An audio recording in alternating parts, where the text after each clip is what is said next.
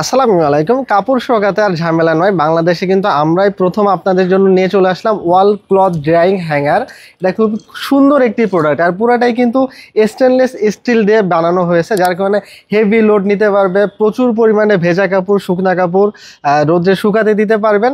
Total উপর নিচ মিলিয়ে কিন্তু এটা 8টি স্টিক আছে, এনাফ পরিমাণে স্পেস আছে। আপনাদের বাসার সব কাপড় কিন্তু একবারে ঝুলিয়ে ফেলতে পারবেন।